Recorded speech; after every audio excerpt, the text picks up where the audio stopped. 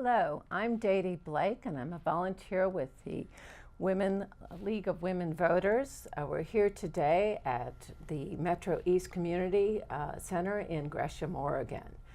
We are doing our 2016 voter election guide, and here with me today is David Delk.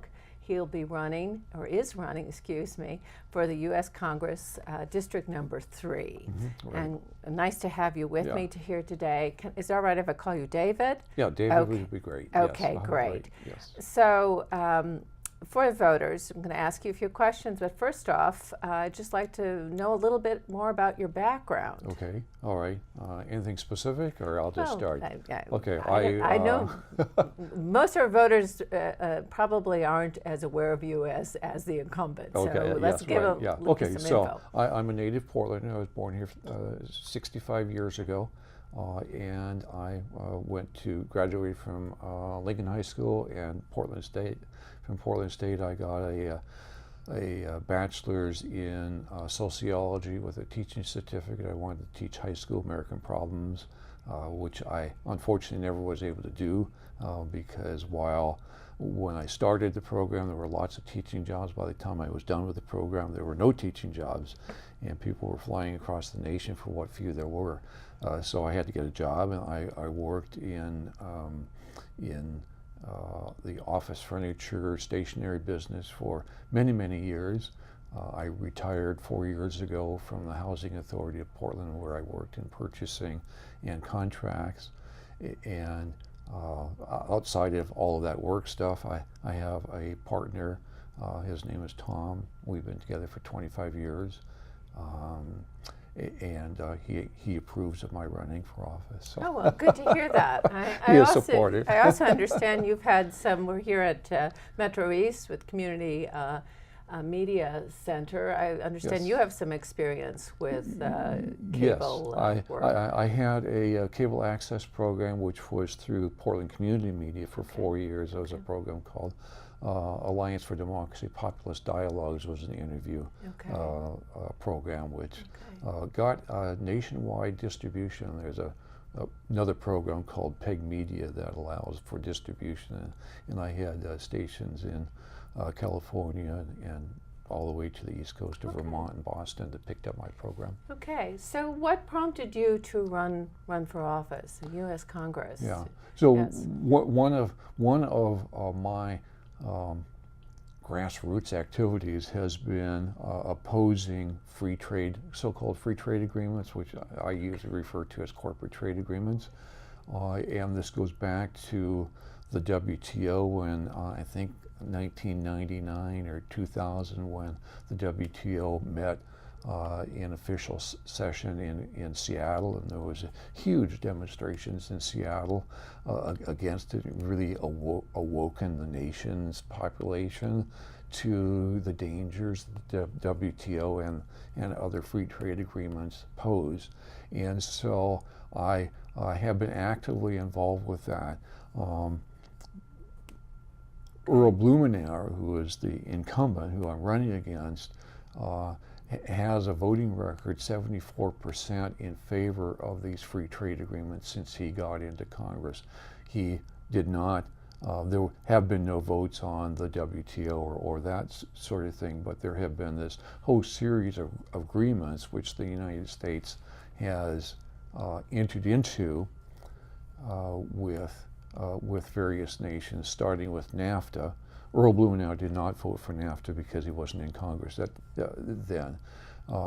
But most of those agreements since then, he has voted in favor of. My major objection to these agreements is that they include something called the investor state protection clauses, or dispute settlements is the official word.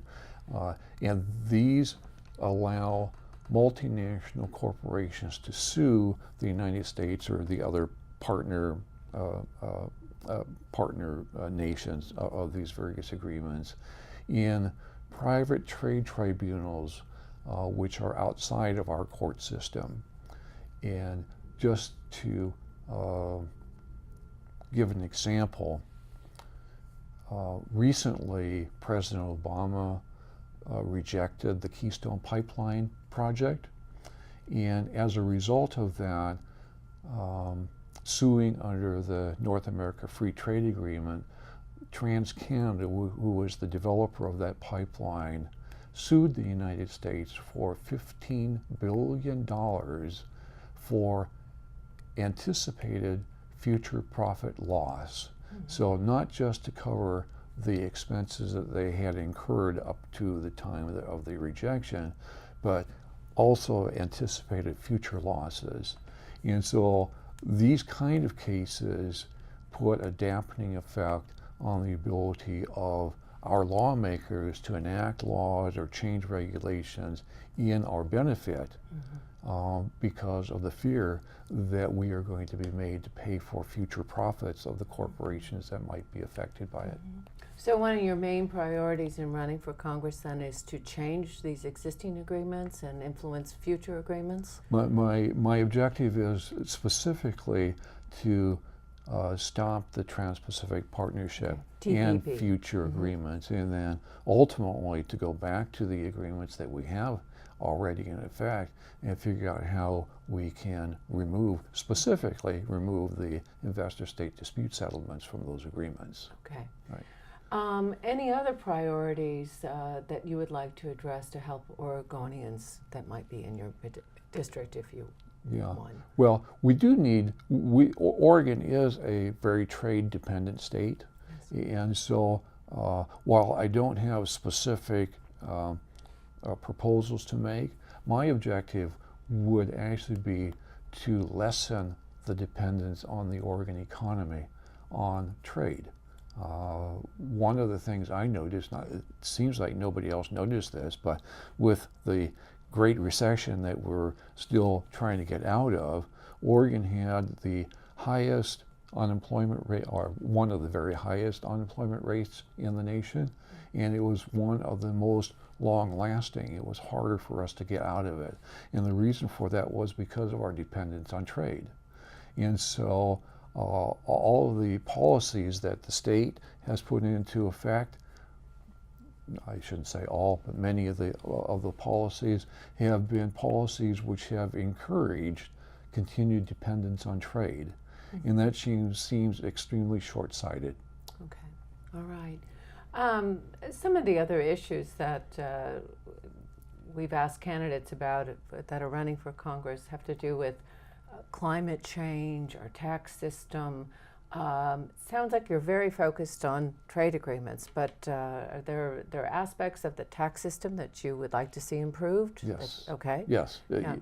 Yeah. So the tax system, as have these trade agreements, have for the past 40 plus years been moving wealth from the lower 90%, 99% to the top 1%, top 1/10 of 1%.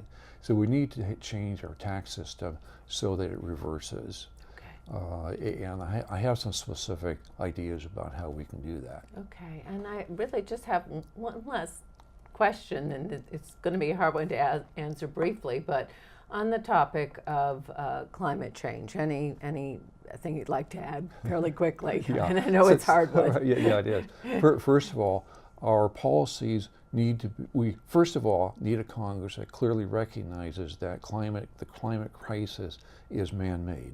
So that's number one. Number two, we need to institute policies on the basis that fossil fuels need to stay in the ground, and carbon, which has been released into the air, needs to be put back into the ground. Okay. All right. Well, that's all we're going to have time for today. Thank you very much. Again, my name is Dede Blake, and I'm with the League of Women Voters. I want to urge you to get out and vote before or on November 8th. And remember to register by October 18th. So thank you very much for being with us. And thank you so much.